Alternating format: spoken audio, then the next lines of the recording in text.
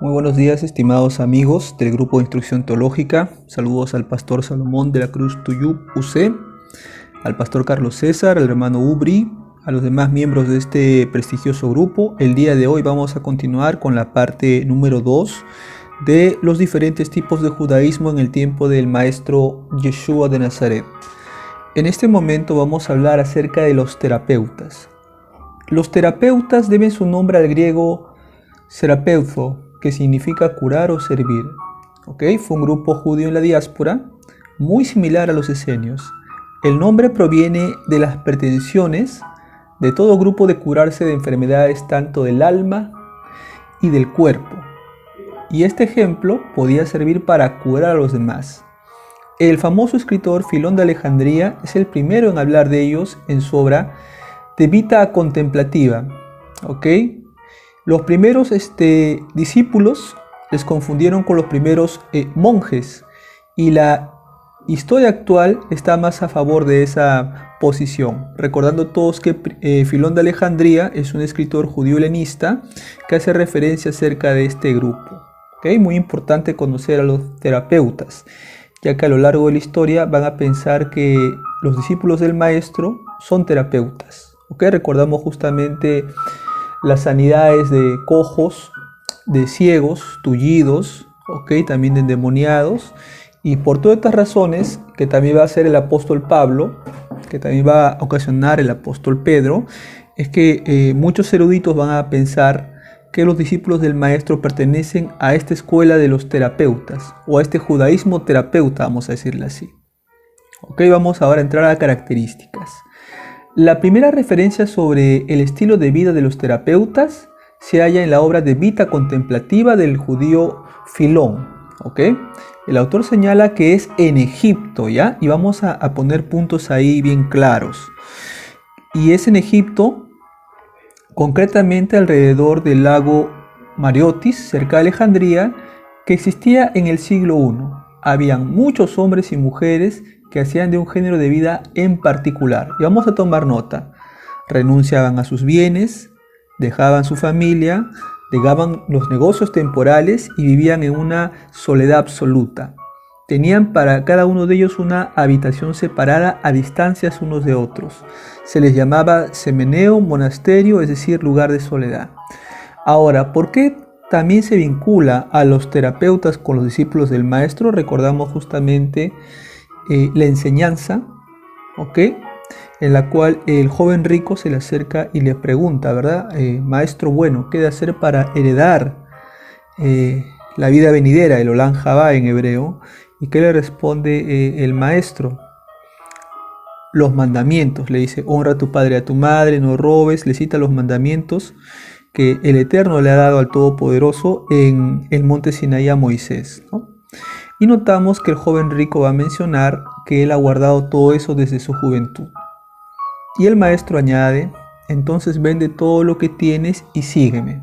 Por esta declaración que hace nuestro maestro, muchos especialistas van a concluir que el movimiento del maestro pertenece al judaísmo terapeuta. ¿Ya? Eso es importante nosotros de ir analizando. Ahora, hay otro aspecto que también lo vinculan. Hay un acápite que he comentado que los terapeutas también dejaban a su familia. Recordemos otro pasaje de un hombre que le dice, maestro, déjame enterrar a mi familiar, mi padre, y yo después te voy a seguir. Y que le dijo el maestro, deja que los muertos entierren a sus muertos. Entonces, aparentemente esto fuera una contradicción, ¿no? Como que aparentemente hiciera ver al maestro como una persona que no le importa, ¿verdad?, que se vele un muerto, ¿no?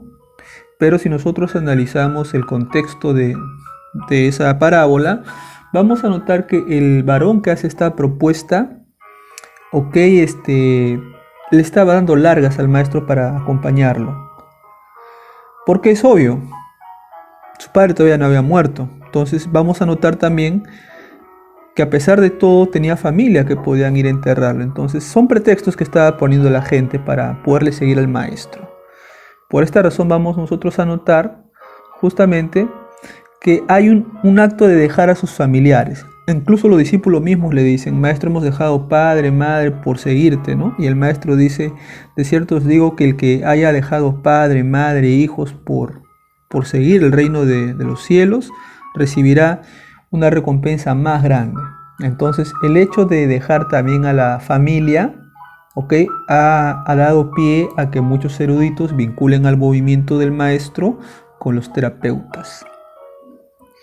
Y similarmente con los negocios temporales, ¿ok? Nosotros notamos en el tema de los negocios temporales, en el caso del recaudador de impuestos, Levi ben Alfeo, conocido como Mateo, el cual tuvo que dejar el negocio de recaudador de impuestos o de agente de aduanas para poder seguir al maestro Yeshua de Nazaret. ¿Ok? Entonces este es algo bien interesante de nosotros tener en cuenta. Es así de importante, mis amados amigos, hablar de los terapeutas, ya que van a jugar un papel bastante importante. Ahora vamos a escritos, ¿ok?, en los cuales se les ha mencionado a estos caballeros. Como mencionamos, ya se le había mencionado por parte de Filón, y ahora vamos a hacer una mención especial, ¿ok?, acerca de Eusebio. El escritor Eusebio de Cesarea, en Historia Eclesiástica, capítulo 2, folios del 26 al 27, ¿ok?, estimó a los terapeutas como los discípulos más antiguos de Alejandría, ¿ok?, siendo ellos y sus prácticas la prueba más poderosa de que el ascetismo de su día, o sea, el monasticismo filosófico, era originalmente de los seguidores del maestro. Esto fue un fuerte apoyo para la idea que el movimiento de los primeros discípulos prevaleció en la asamblea, ¿ok?, durante miles de años. Pero nosotros vamos a notar que también va a haber una crítica que menciona que los terapeutas habían sido una sociedad de filósofos, ¿ok? Entonces vamos a notar que no van a estar en todo de acuerdo con Eusebio. Y esta crítica va a prevalecer hasta tiempos modernos, y van a mencionar que la aparición de los terapeutas en el tiempo del maestro, ¿ok?, fue empleada para ilustrar a la diversidad de los judaísmos de Alejandría, ¿ok? Se presume que era un paralelo alejandrino de los esenios que estaban en tierra de Israel. Entonces esto es muy importante, mis amados amigos, notar justamente que el autor Eusebio de Cesarea también hace mención de estos caballeros. ¿Ok? Hay una investigación realizada por el autor Lucius en la obra Die Therapeuten an ihre Studien in der Geschichte der Aske, Starburgo, 1879, que ese es en alemán. Menciona que la obra fue producida no mucho antes, ¿ok?, y que esto de los terapeutas es hacer vamos a decir así, una apología al ascetismo, ¿no?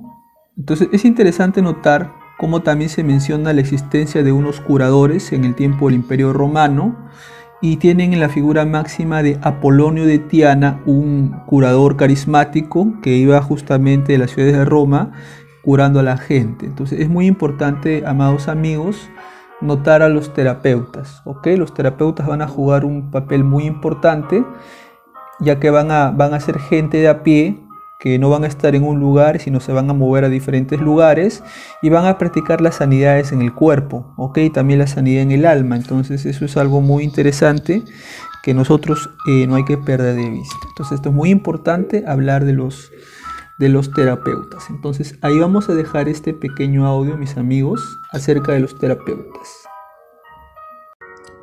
Shalom, shalom, buenos días, amados amigos. Vamos a continuar con el tema de los herodianos, ¿ok? Primero, para hablar de el judaísmo herodiano, vamos a definir en base a algunos diccionarios especializados quiénes son los herodianos, ¿ok? El diccionario bíblico digital va a definirlos de la siguiente manera: partidarios de la casa de Jorodos Antipas, seguramente judíos políticos con influencias ante el rey.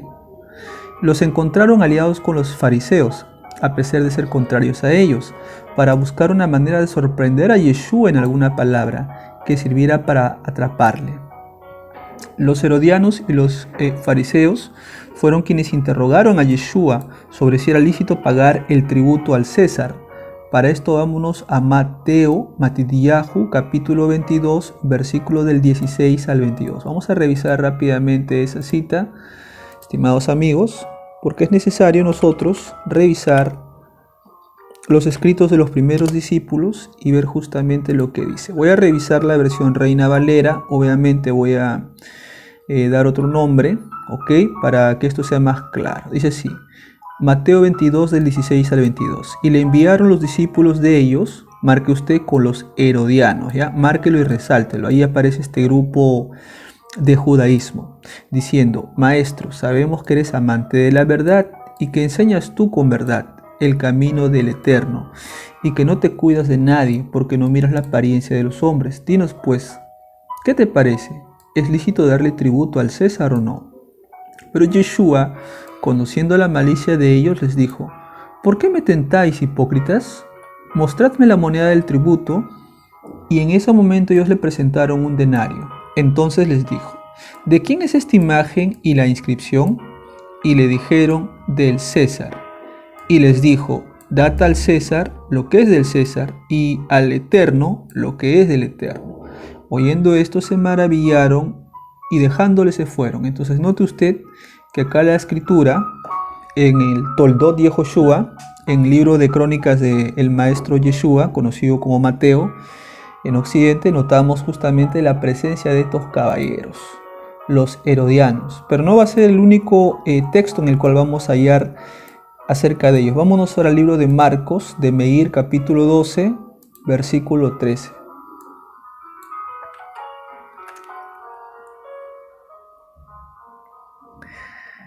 Ok, entonces estamos en el libro de Marcos, capítulo 12. Y vamos a enfocarnos especialmente en el versículo 13. Y le enviaron algunos de los fariseos y de los herodianos, marque usted esa palabra, para que le sorprendiesen en alguna palabra. Entonces note usted otra vez la presencia de este tipo de judaísmo, ¿okay? Que va a buscar ponerle trabas a su majestad Yeshua de Nazaret. Entonces es interesante nosotros notar este aspecto de los herodianos. ¿Okay? Y nosotros vamos a notar que cuando Yeshua de Nazaret va a entrar en una sinagoga y va a curar en un día de Shabbat a un hombre que tenía su mano paralizada, un grupo de fariseos les echaban y al salir se confabularon con los herodianos buscando eliminarle. Para esto vamos al libro de Meir, Marcos, capítulo 3, versículo 6, para ver qué nos dice la escritura acerca de estos caballeros. Lógicamente ustedes en su casa van a revisar todo el capítulo para tener todo el contexto claro. Dice así, y salidos los fariseos tomaron consejo con los herodianos, eso lo marcamos, contra él para destruirle. Entonces es claro, mis amados amigos, la presencia de estos caballeros que van a venir de la casa de Jorodos, de Herodes, y la manera en que van a buscar liquidar al maestro. Ahora, ¿qué es lo que dice el diccionario bíblico del mundo hispano? Los va a definir como un partido, o sea, un partido político que se le va a unir a los fariseos para oponerse a Yeshua. Recordando que cuando digo fariseos, no estoy metiendo a todos en el saco, sino que solamente hay 5 tipos de fariseos corruptos y 2 tipos de fariseos correctos. Define también el diccionario del mundo hispano que aparentemente no eran ni una secta religiosa ni un partido político, sino solamente un grupo de judíos que apoyaban a la dinastía de los Herodes, por lo mismo al Imperio Romano. Entonces es muy interesante nosotros notar eso. Vamos a una definición más para ya entrar un poco más en materia. El diccionario bíblico ilustrado lo define como un partido político adicto a los Herodes. Como los príncipes herodianos van a depender de Roma, entonces sus partidarios se van a someter de buena voluntad al poder romano.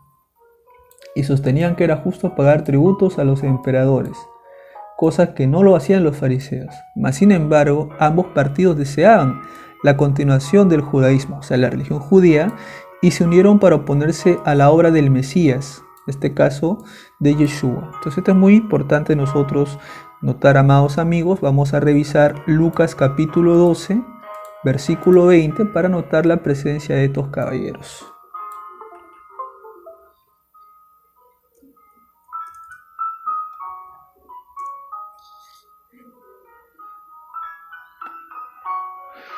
Y dice así: por Dios les dijo, necio, esta noche vienen a pedir tu alma, y lo que has provisto, ¿de quién será? Noten ustedes que este mensaje que va a dar el maestro va dirigido a esta gente, porque esta gente justamente acumulaba, ¿ok? Acumulaba y acumulaba. Entonces ellos estaban absolutamente convencidos de que iban a vivir en la absoluta opulencia, pero el maestro les confronta con esto, ¿ok?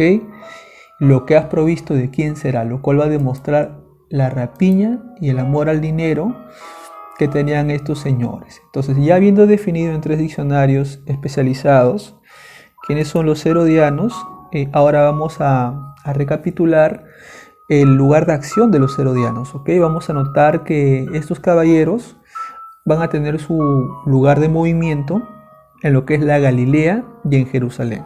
¿Por qué en la Galilea? Porque sabemos que Herodes gobernaba en Galilea, ¿okay? Eran muy hostiles al maestro Yeshua, como lo hemos estado notando. ¿Ok? Entonces es interesante notar de ellos la hostilidad. Y vamos a notar que en cada caso que hemos citado, su nombre se combina con el de los fariseos, obviamente con los corruptos, ¿no? Según muchos intérpretes, los herodianos estaban destinados a los cortesanos o soldados de Herodes Antipas, ¿ok? Otros argumentan que los herodianos fueron probablemente un partido político público, ¿ok? En la cual se distinguieron 2 grandes partidos históricos del judaísmo posexílico, los fariseos y los saduceos. O sea, que dan a entender de que los herodianos coqueteaban con todos, ¿ya? O sea, buscaban acomodarse al poder. Principalmente eran gente de Herodes. Por el hecho de que habían sido amigos de Herodes el Grande, o sea, el primer rey idumeo, el rey títere que pone el Imperio Romano, quien ahora era rey de los judíos y había creado una dinastía nueva, ¿okay? Muy diferente a la dinastía de David. Los herodianos se mencionan a menudo en los evangelios, al mismo tiempo que los fariseos, ¿ok? Y nótese que como los fariseos y los herodianos querían la independencia política del pueblo judío, es decir, ya no querían una dependencia de Roma, sino querían una legitimidad en un monarca propio en Israel. Pero a diferencia de los fariseos que buscaban el reino davídico, por eso lo decíamos, los herodianos deseaban restaurar a un miembro de la dinastía herodiana al trono de Judea. O sea, otra vez el juego político, el juego de conveniencias, es notar justamente esto, ¿ok? Que los herodianos tampoco lo van a hacer porque quieren a un país libre, sino porque también tienen intereses en este tema. ¿Ok? Y vamos a notar que es posible que para ganar adeptos el partido herodiano hubiera tenido la costumbre de representar establecimientos de una dinastía herodiana, ¿ok? Que esta sería favorable a la realización de la teocracia. ¿Qué es el reino teocrático? El reino en el cual el Dios Todopoderoso va a gobernar a través de un hombre, vamos a decir así, en el reino de Israel. ¿Ok? Y sabíamos nosotros que el maestro anunciaba arrepentidos, arrepentidos, porque el reino teocrático, eso significa reino de los cielos, se ha acercado. Es decir, que el reino de justicia del elegido por el Todopoderoso se ha acercado. Entonces Herodes y los herodianos propagaban justamente que ellos eran los designados por el Todopoderoso para ejercer esta gobernación, por así decirlo. Ok, entonces es muy importante de nosotros notar. Por eso que para los herodianos, el Mashiach, el rey Mesías, no es otro que Herodes, o un miembro de la casa de Herodes. Y por esta razón muchos los van a llamar los Beotusianos, ok, por ser amigo de la familia de Boetus, cuya hija Marián era una de las esposas de Herodes el Grande. Ok, entonces es muy importante, mis amigos, ya que nosotros hemos abordado en la temática de la corrupción, causas por la destrucción del segundo templo, con el rabino Joel, hablamos justamente de este tema, ¿verdad? Hablamos el tiempo que gobernó Anás, Caifás y cómo estos pertenecían a la secta de los Beotusianos, o sea que la casa de Caifás y Anás está muy emparentada también con los Herodes.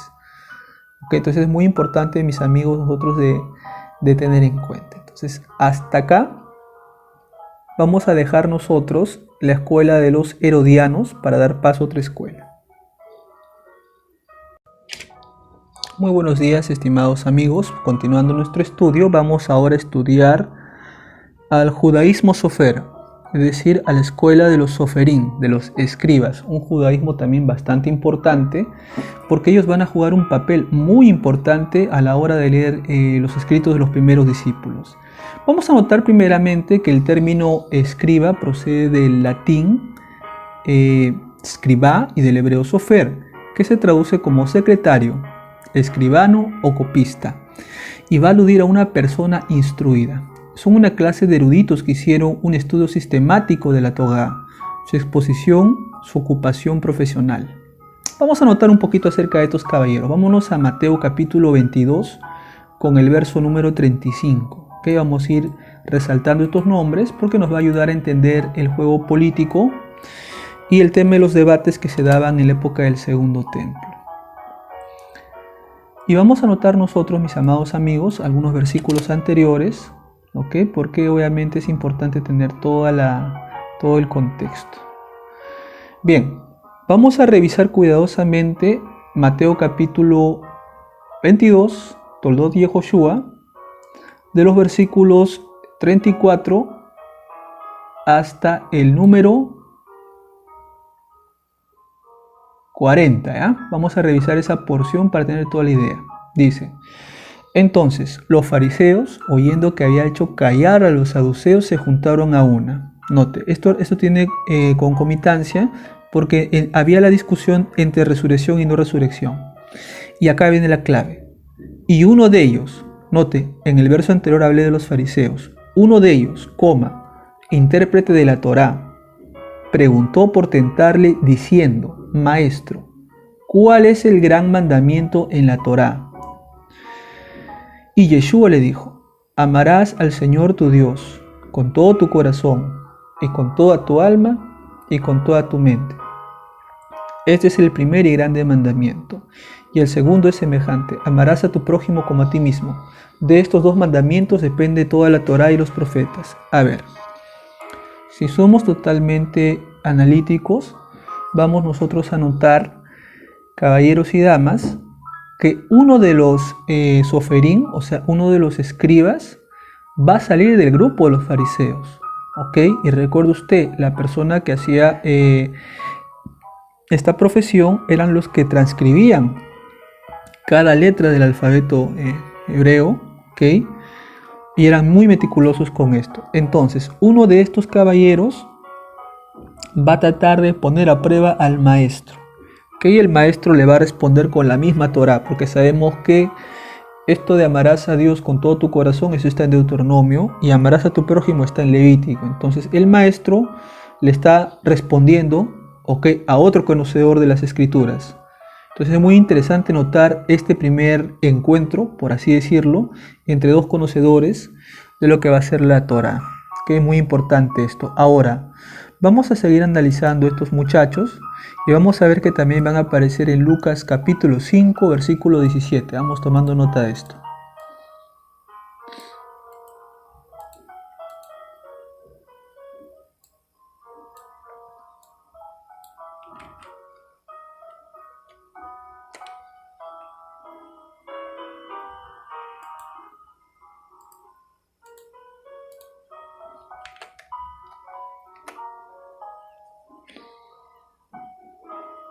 Y esto va a tener como base el sanamiento de un paralítico. Dice: aconteció un día que él estaba enseñando y estaban sentados los fariseos y doctores de la ley. Marque usted esa palabra, doctores de la Torá. Los doctores obviamente son los escribas, son los más especializados, los cuales habían venido de todas las aldeas de Galilea, de Judea y de Jerusalén. Y el poder del Todopoderoso estaba con él para sanar. A ver, notemos otra vez. Estos señores van a venir de tres lugares. Galilea es la parte norte de Israel, ¿ok? De Galilea misma viene el maestro de Nazaret. Jerusalén y Judea se ubican en el reino del sur, ¿ok? Entonces notamos gente tanto del norte como del sur que va a proceder de esta escuela, ¿ok? De los doctores. Los doctores sería lo que ahora equivaldría a un doctor, un magíster, ¿ok? Una persona muy erudita en cuanto a los conocimientos de las escrituras. Y estos son los señores que van a estar ahí sentados, ¿ok? Van a estar sentados porque quieren escuchar, quieren analizar que enseña, cómo enseña, por qué lo enseña, para qué lo enseña. Y obviamente eso es interesante, que Yeshua va a estar en los ojos de los más grandes sabios de aquel momento. Entonces es muy importante notar acá lo que comenta Lucas, que en esta porción es muy importante. También vamos a notar que aparecen en Lucas capítulo 7, versículo 30. Estos textos, mis amados amigos, son clave para poder definir a cada escuela, a cada tipo de judaísmo del mundo antiguo. Ok, vamos a nosotros notar acá. Dice, más los fariseos y los intérpretes de la ley, marque usted esa palabra, porque ahí está hablando los escribas, desecharon los designios del Todopoderoso respecto de sí mismo, no siendo bautizados por Juan. Entonces, note usted que en esta porción, mis amados amigos, tiene concomitancia con los mensajeros de Juan, ¿ok? Entonces es muy importante nosotros de entender. Y la pregunta sería, ¿por qué no aceptaron el bautismo de Juan? Porque obviamente ellos no miraban bien a un predicador itinerante como Juan, de tipo apocalíptico, quien estaba en el Jordán denunciándole sus pecados, ¿verdad? Sus latrocinios. Entonces no lo miraban bien a Juan, mucho menos al maestro, y por esa razón ellos desecharon la inmersión de arrepentimiento, de Teshuvá, como se conoce en hebreo. Que es muy importante también nosotros notar esto. También aparecen en el texto de Lucas 10:25. Vámonos a Lucas 10:25, porque Lucas 10:25 también va a mostrar a esta escuela.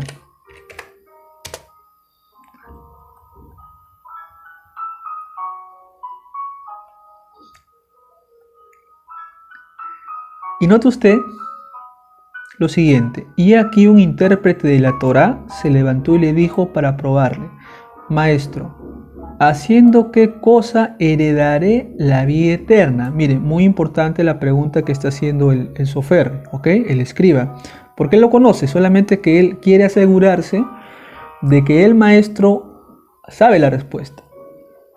Y Yeshua le refuta, ¿qué es lo que está escrito en la Torá? ¿Cómo lees? Y este escriba va a responder, amarás al Señor tu Dios con todo tu corazón y con toda tu alma y con todas tus fuerzas y con toda tu mente. Y amarás a tu prójimo como a ti mismo. Y Yeshua le responde, bien has dicho, haz esto y vivirás. Pero él queriendo justificarse a sí mismo le dijo a Yeshua, ¿y quién es mi prójimo? Y respondiendo Yeshua le va a comentar, la mashal, la enseñanza del buen samaritano. Esto es muy interesante nosotros de notar, que acá los soferín, los escribas, otra vez de acuerdo al testimonio de Lucas, están probando al maestro para ver si sus enseñanzas son legítimas. Como podemos ver, el maestro va a probar todas esas pruebas con una nota altamente satisfactoria. También aparecen en Lucas 11:45, vamos a revisar ese texto.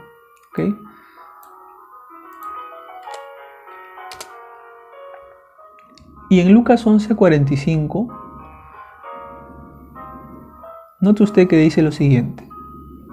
Respondiendo uno de los intérpretes de la Torá le dijo, Maestro, cuando dices esto, también nos estás afrentando a nosotros. Y esto tiene concomitancia porque en el pasaje anterior, en el versículo anterior, dice el Maestro, hay de vosotros escribas y fariseos hipócritas. Recordamos que hay un tipo de fariseos ciegos, fariseos del mortero, fariseos del hombro, y él se está refiriendo a la clasificación negativa, obviamente no a los hombres santos.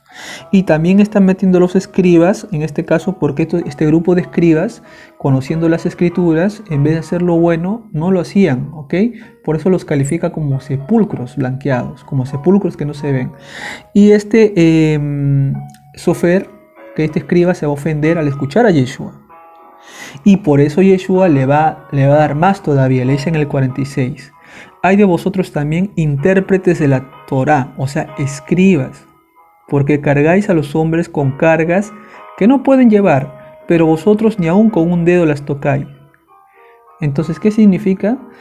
Que estos caballeros eran demasiado exigentes con su gente, les pedían cosas que ni siquiera ellos podían hacer. Entonces el maestro de Nazaret les va a denunciar esta esta máscara, ¿ok? Esta hipocresía que ellos tenían. Entonces es muy importante nosotros recapitular las palabras del maestro y contextualizarlas. Ahora vamos a ver qué dice Lucas 14:3, ¿ok? En Lucas 14:3 también aparecen estos caballeros y es interesante nosotros notar el contexto de lo que va a pasar.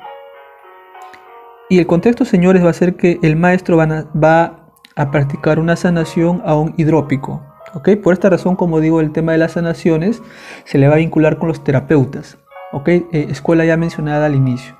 Dice, vamos a comenzar del 1 hasta el 3. Aconteció que en un día de Shabbat, habiendo entrado para comer en casa de un gobernante que era fariseo, ok, estos les echaban. Y noten, si entró a la casa de un gobernante fariseo es porque había, ok, entre los fariseos amigos del maestro, tema que mencionamos con el hermano Yeser en Torre Fuerte. Y aquí que estaba delante de él un hombre hidrópico, ok.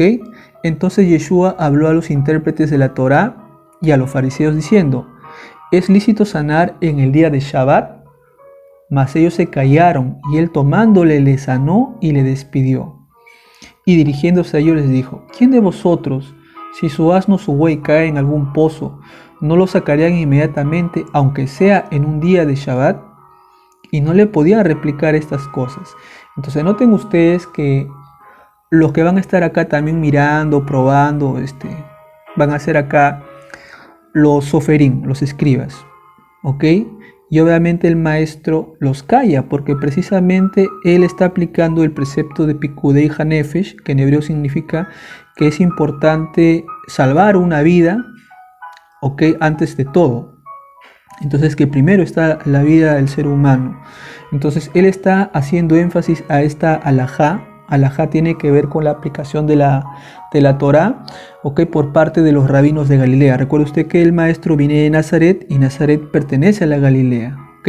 Entonces por esta razón que él aplica este precepto que no está implícito en las escrituras, pero que se conoce por la tradición oral, de que es lícito hacer una obra de justicia aunque sea el día de Shabbat, que esto es muy importante de nosotros mencionar. Y vamos a ver qué pasa en Hechos capítulo 5, versículo 34. También van a aparecer estos caballeros.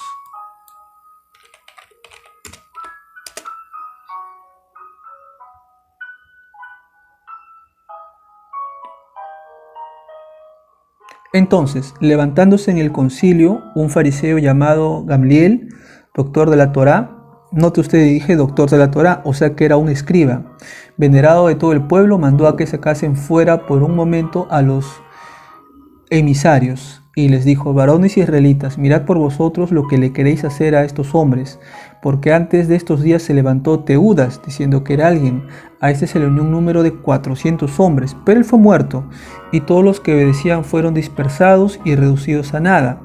Después se levantó Yehudá el Galileo en los días del censo, y llevó atrás de sí a mucho pueblo. Pereció también él, y los que le obedecían fueron dispersados. Ahora yo les digo, apártense de estos hombres y déjenlos, porque si este consejo o es obra de los hombres se va a desvanecer. Pero si viene el Todopoderoso no lo podréis destruir.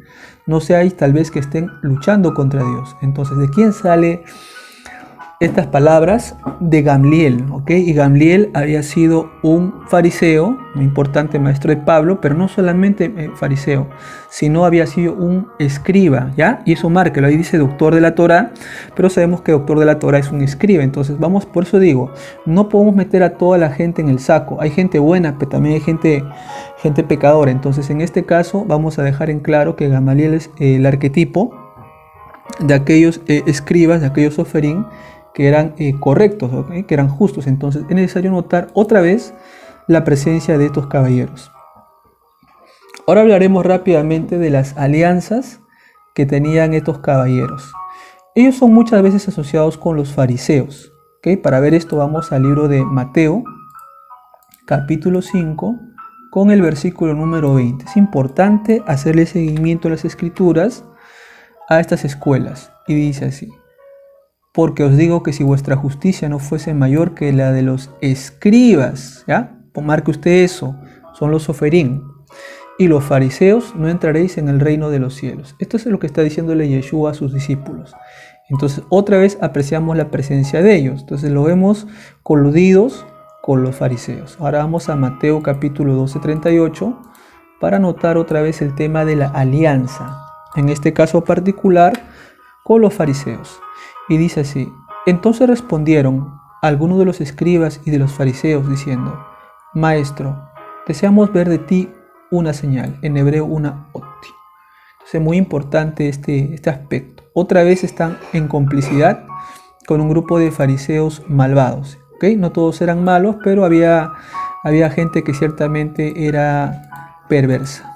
Entonces vamos a anotar acá otro pasaje más, otro testigo textual más, en Matidiahu, Mateo 15:1.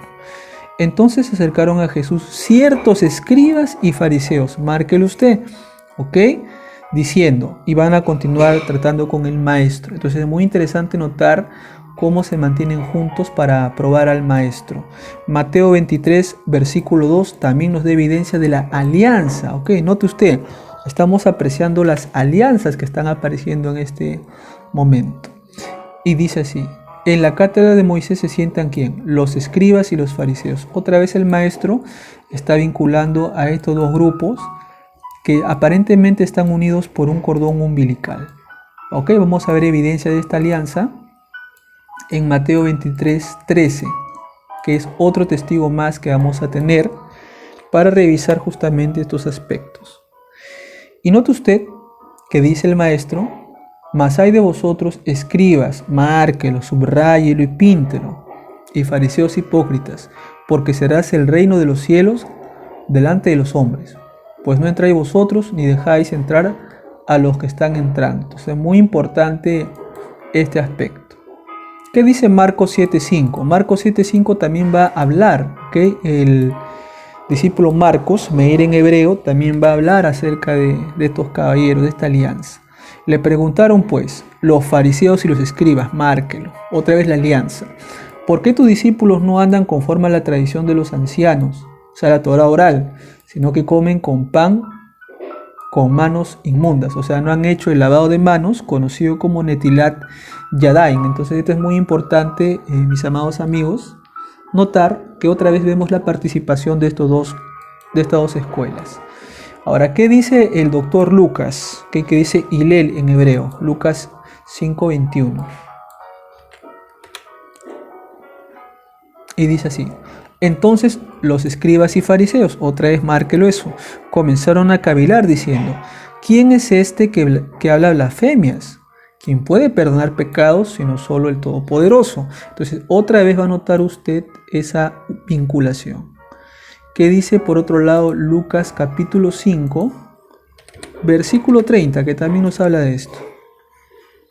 Y los escribas y los fariseos murmuraban contra los discípulos. O sea, otra vez marque todos juntos, ¿ok? Resáltelo. Otra vez una alianza. ¿Por qué coméis y bebéis con publicanos y pecadores? Otra vez note usted que en el testimonio de Lucas vamos a notar que este grupo va a seguir haciendo de las suyas. Entonces vamos a ver qué dice Lucas 6:7. Es interesante revisar, mis amados hermanos, que las escrituras y los textos nos van a reflejar justamente el mundo que vivió nuestro maestro. Y las echaban los escribas y fariseos, marque usted eso, para ver si en el día de Shabbat lo sanaría, a fin de que acusarle. Entonces note usted que otra vez hay una complicidad en este grupo. Vamos a ver en Lucas 11:53 algo bien interesante también.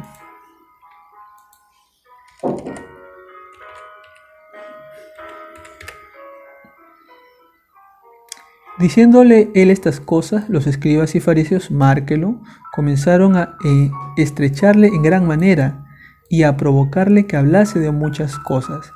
Note usted que las discusiones del primer siglo no eran tanto con un tema de odio, sino habían debates, ¿ok? Por eso hay un dicho que dice que donde hay dos judíos hay tres o más opiniones, porque obviamente cada grupo, cada escuela tiene una interpretación diferente. Entonces justamente por eso es que ellos lo estaban provocando, para ver a ver cuánto sabe, cuánto domina. Entonces ese era un poco el propósito en los debates del primer siglo. Ahora vámonos a Lucas 15:2, ¿okay? Que dice el texto de Lucas capítulo 15 con el verso 2. Ok, vamos a ver la parábola de la oveja perdida. Dice, el 1, se acercaba Yeshua a todos los publicanos y pecadores para oírle. Y los fariseos y los escribas, marque usted, murmuraban diciendo, este a los pecadores recibe y con ellos come. Interesante notar cómo estos dos grupos, que deberían ser los más piadosos, habían sido los más condenatorios. ¿Ok? Entonces es muy importante nosotros de ver a las clases sociales marginadas, me refiero a los pecadores y a los publicanos, o sea, los agentes de aduana, quienes eran despreciados por ellos. ¿Ok? Pero como el maestro va a hacer una revolución, va a revolucionar la pirámide de poder en su tiempo. Porque recuerde usted, los publicanos eran gente despreciada, porque trabajaban para los romanos. Pero Yeshua va a invertir esa pirámide y él le va a permitir, a través del arrepentimiento, de la metanoia, cambio de mente, de la teshuvá, retornar al camino, justamente a las personas, para que vuelvan al sendero del bien. ¿Ok? Entonces, al hacer esto, Yeshua va a alterar la pirámide social de aquel entonces. Entonces, es muy importante nosotros también notar esto. ¿Qué dice Juan 8:3? Que Yohanan, el testimonio del discípulo amado. Vamos a ver qué nos dice Juan acerca de estos caballeros, de esta alianza, mejor dicho. Dice, y Yeshua se fue al monte de los olivos y por la mañana volvió al templo, al Mikdash, y todo el pueblo vino a él, sentado, les enseñaba. E entonces los escribas y fariseos, marca usted eso, le trajeron a una mujer sorprendida en adulterio y poniéndola en medio le dijeron, maestro, esta mujer ha sido sorprendida en el acto mismo del adulterio. Y en la Torá nos mandó Moisés a apedrear a tales mujeres. Tú pues, ¿qué dices? Mas esto decían provocándole para poder acusarle. Pero Yeshua, inclinándose hacia el suelo, escribía en tierra con el dedo. Note usted, si el maestro decía apedréenla, iban a acusarlo de no tener misericordia. Si el maestro decía no la apedreen, entonces iban a acusarlo de violador de la Torá. O sea, ya sea que él responda sí o que responda no, tenía las de perder. Pero note usted que el maestro, con toda la sabiduría que le dio el Todopoderoso, se va a enderezar, ¿ok? Y va a replicar. Y dice, el que de vosotros esté sin pecado, sea el primero en arrojar la piedra contra ella. Con esto no está ni a favor ni en contra, sino está diciendo, ok, usted está emitiendo un juicio de valor y si usted no tiene ningún pecado, o sea, usted nunca ha transgredido ningún precepto de la Torá, usted puede ser el primero en lapidarla. Entonces es necesario notar acá varias cosas, mis amados amigos. En primer lugar, esto era una trampa. ¿Qué razón? Porque recuerda usted que la Torá no dice que hay que traer solamente una persona, se tenía que llevar a los dos. La pregunta es, ¿y dónde está el hombre adúltero? Entonces, partiendo de ahí, el maestro se dio cuenta de que esto es algo arreglado, ¿ok? Porque lo correcto era llevarlo a los dos involucrados, ¿ok? A las dos personas, pero misteriosamente estos señores solamente llevan a la mujer. Esto es muy interesante. 2. Que no tenían que llevarlo ante Yeshua, sino que tenían que llevarlo ante el sumo sacerdote. Recuerde usted que en el libro de Levíticos se menciona justamente que cuando el marido tiene sospecha de que su mujer le ha sido infiel, el sumo sacerdote tiene que conjurarla, o sea, tiene que echar un poco de tierra en el agua, y si la mujer dice la verdad, el vientre no se le hincha, ¿verdad? Pero si la mujer miente, el vientre se le va a hinchar. Entonces el procedimiento, ellos lo sabían, no era llevarla ante Yeshua, sino ante el sumo sacerdote. ¿Pero por qué hacen esto? Para ver si es que este caballero de nuestro maestro conoce la Torá. Y obviamente que la conocía, por esa razón que él le respondió con la misma Torá. Entonces es muy interesante nosotros notar este acápite. ¿Ok? Entonces vamos a notar que la mayoría de los escribas estaban unidos al partido de los fariseos, que reconocían en las interpretaciones legales que eran muy importantes. Los saduceos también tenían sus propios escribas, vamos a ver eso. ¿Ok? O sea, no vamos a pensar que los escribas solamente van a ser trabajadores de los fariseos, por así decirlo, sino también van a tener una vinculación muy grande con los saduceos, con los sadoquitas, tema que estudiaremos hoy en la noche. Marcos capítulo 2, versículo 16. ¿Qué dice ese texto? Muy importante. Y los escribas y los fariseos, marca usted, viéndole comer con los publicanos y con los pecadores, dijeron a los discípulos: ¿qué es esto que él come y bebe con publicanos y pecadores? Que esto es muy importante nosotros acá de notar, que había un grupo también de fariseos que trabajaban para los saduceos. ¿Okay? Note usted que la corrupción llega a eso. Por eso el maestro acusa a los 5 tipos de fariseos corruptos, tema que ya se abordó en un anterior estudio, ¿okay?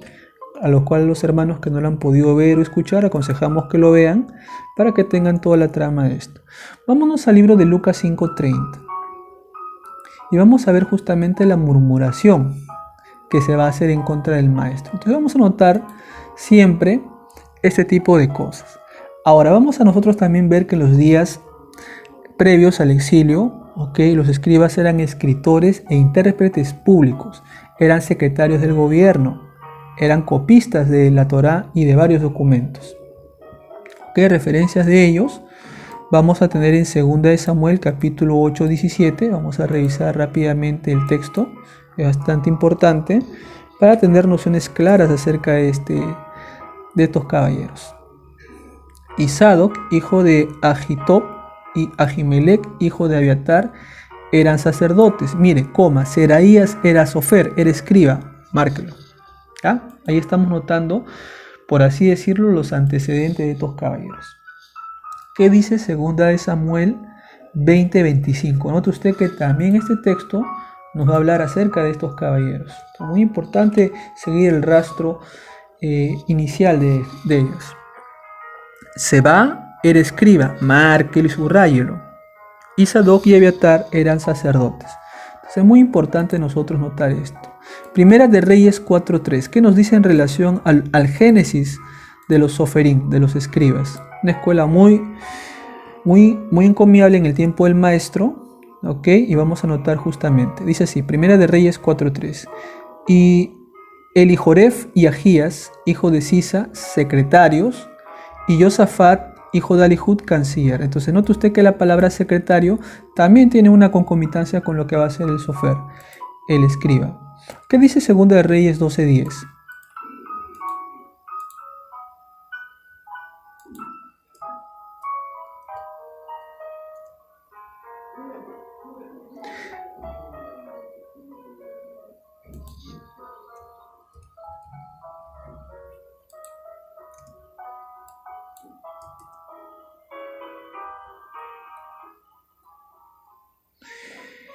Y cuando veían que había mucho dinero en el arca, venía el secretario del rey. O sea, marquen esa palabra, secretario. ¿Ya? Ahí tiene que ver con los escribas y sumo sacerdote. Y contaban el dinero que hallaban en el templo, en el Mikdash de Adonai, y lo guardaban. Entonces es muy importante nosotros notar eso. ¿Qué dice el libro de Proverbios?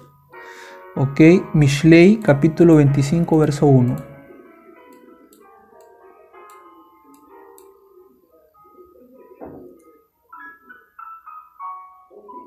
También estos son proverbios de Salomón, los cuales copiaron los varones de Ezequías.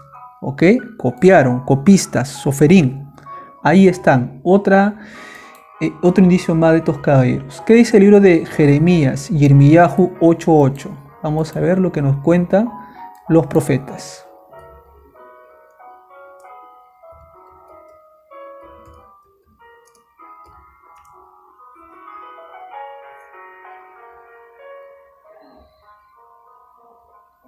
¿Cómo decís, nosotros somos sabios y la Torá de Adonai está con nosotros?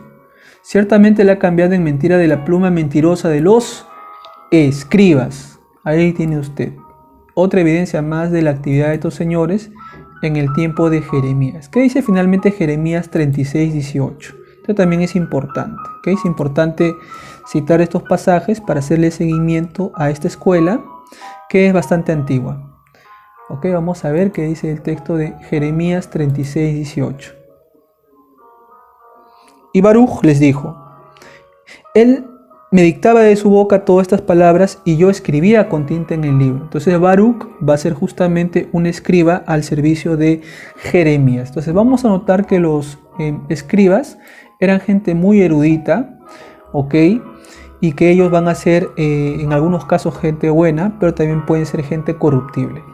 Entonces, referente a los orígenes de los escribas, sabemos que tienen origen en el tiempo de Ezra, en el 538 al 432, se le van a empezar a conocer a estos soferim, que van a ser un grupo diferenciado. Van a ser copistas de las escrituras hebreas, muy cuidadosos en su trabajo, y a quienes les aterraba cometer errores. En efecto, la naturaleza distintiva de este oficio comienza con Ezra, quien se dio la tarea de enseñarle la Torá a los exiliados que regresaban del cautiverio, revisar el libro de Ezra 7.6, Ezra 7 del 10 al 11, Ezra 7.21. Al principio esto naturalmente recayó sobre los Kohanim, los sacerdotes, ver Nehemías capítulo 8. Mas poco a poco se levantó un grupo separado de estudiantes profesionales quienes se dedicaron a la preservación, transcripción y exposición de la Torá. Cuando durante el periodo helenístico los sacerdotes, los Kohanim, llegaron a corromperse grandemente con el paganismo. Entonces en ese momento los escribas, los soferim, se convirtieron en los celosos defensores de la Torá y los verdaderos maestros de la gente común. Tuvieron una disciplina muy meticulosa. En el transcurso del tiempo se hicieron extremadamente cuidadosos, hasta el punto de que no solo contaban las palabras copiadas, sino también las letras, ya que la lengua hebrea solo contaba con consonantes hasta varios siglos después del Mesías, y omitir una sola letra cambiaría con facilidad el sentido de la palabra. El simple hecho de escribir una palabra de memoria sin haberla pronunciado antes se consideraba un pecado muy grave. Se dice que los escribas, los soferim, limpiaban con gran meticulosidad su pluma antes de escribir la palabra Elohim, que significa Dios, o Adonai, que se traduce como Señor. Entonces, esto es muy importante, mis amados amigos, notar a estos señores, sus orígenes, y cómo ellos van a tener una gran influencia en los escritos de los primeros discípulos. Ellos van a ser reconocidos en los tiempos de Yeshua como grandes exponentes de la Torá. Con orgullo van a pretender apoderarse de las posiciones de primera categoría y se van a vestir con unos mantos de nobleza. Los escribas van a desarrollar un sistema de enseñanza muy extenso y también a la vez complicado, con la finalidad de salvaguardar la santidad de la Torá. Con la práctica de crear un cerco alrededor de la Torá, ellos van a hacer añadiduras a sus requisitos. Véase Mateo capítulo 23, versículo 4. Vamos rápidamente a ese pasaje porque es importante. Vamos a ver los cercos. Y a los cercos se le va a conocer como la Torá oral. ¿Ya? Muy importante la interpretación de los sabios, de los jajamín. Dice, porque atan cargas pesadas y difíciles de llevar y las ponen sobre los hombros de los hombres, pero ellos no quieren moverlas. Entonces la denuncia del maestro es que no es que estaba mal el tema de los cercos, sino que estos señores no daban el ejemplo. O sea, ¿cómo puedes exigir algo que tú no das? Entonces ese era mucho el tema del reclamo que hacía nuestro santo maestro. En Lucas 11:46 dice, hay de vosotros también intérpretes de la Torá, porque cargáis con los hombres cargas que no pueden llevar, pero ustedes no están dispuestos ni siquiera con un dedo a tocarlas. Entonces es muy interesante nosotros, mis amados amigos, notar la importancia de esta escuela. Entonces bien, hasta ahí vamos a dejar, mis amados amigos, este audio, esperando que sea de bendición para ustedes, invitándoles esta noche al programa Torre Fuerte con el hermano Yeser, para hablar acerca de los saduceos y también de los esenios, las luchas que van a tener los saduceos contra los primeros discípulos y los esenios, y el cordón umbilical que va a unir a los esenios con los nazarenos discípulos de Yeshua. Entonces hasta ahí vamos a dejar este audio, amados amigos, deseándoles que el Todopoderoso les bendiga con toda bendición de los cielos. Un abrazo y nos vemos en la noche. Bendiciones y paz.